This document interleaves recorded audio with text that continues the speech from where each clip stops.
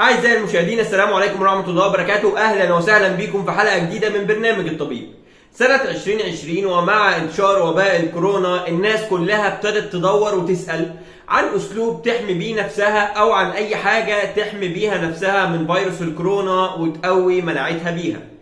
وفي الفترة دي انتشرت حملات توعية كتير بتنصح الناس إنهم يتناولوا فيتامين سي أو ياخدوا مكملات غذائية بتحتوي على فيتامين سي.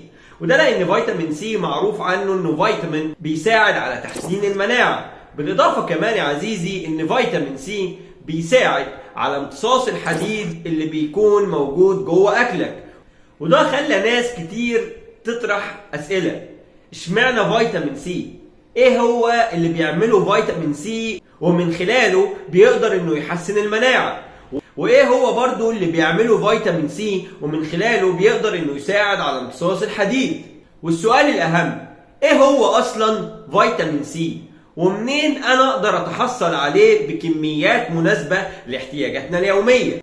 الحقيقة يا عزيزي ان فيتامين سي من الفيتامينز اللي بتدوب في المية، وجسمك ما يقدرش انه يصنع منه اي حاجة خالص، ولا كمان يقدر انه يخزن. وعشان كده احنا لازم ناخد فيتامين سي في اكلنا اليومي او حتى في صورة مكملات. ودوره في المناعة يا عزيزي بيكمن في انه بيحفز انتاج الخلايا المناعية. ومش بس كده، ده كمان بيشتغل كمادة مضادة للأكسدة اللي بتحافظ على الخلايا اللي موجودة في جسمك من التلف.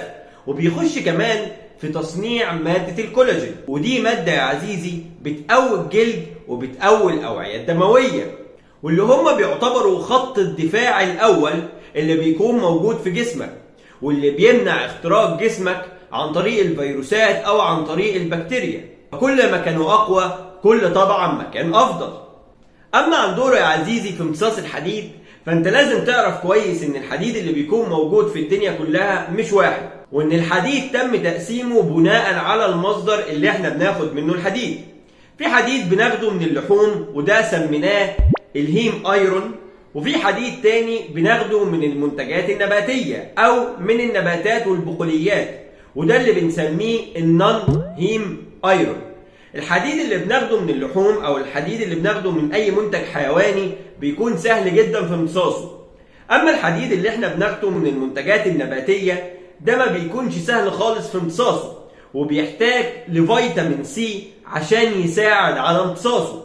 فلو انت مثلا اكلت عدس وشربت بعديه كوباية ليمون باردة، فانت كده زودت كمية الحديد اللي انت هتمتصها من العدس اللي انت اكلته، وزودت كمان نسبة الفايدة بتاعته.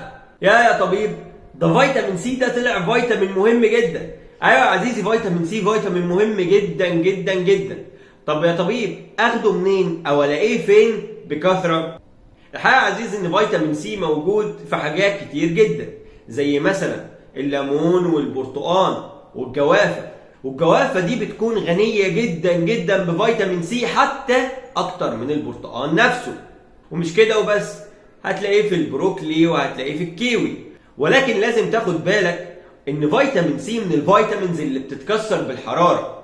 فعشان كده لو انت عايز تاخد فيتامين سي من كل المصادر اللي انا قلت لك عليها دي، فهيكون من الافضل ان انت تاكل المأكولات دي في صورة مش مطبوخة، يعني في صورة عادية او في صورة طازجة لسه طالعة من الارض. ولازم كمان تركز في ان الناس المدخنين محتاجين اكتر انهم يدخلوا فيتامين سي والبرتقال والجوافة او اي منتج من منتجات فيتامين سي في حياتهم، لانهم بيحتاجوا كمية اكتر من الناس اللي مش بيدخلوا من فيتامين سي يوميا.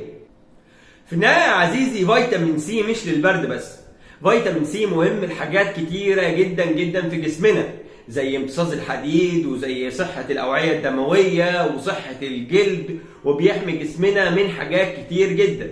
فإن احنا نهتم بوجوده في حياتنا اليومية مش رفاهية ومش حاجة زيادة، بل ده حاجة مهمة. وفي النهاية ما تنساش تعمل لايك وشير واشتراك في القناة. سلام عليكم.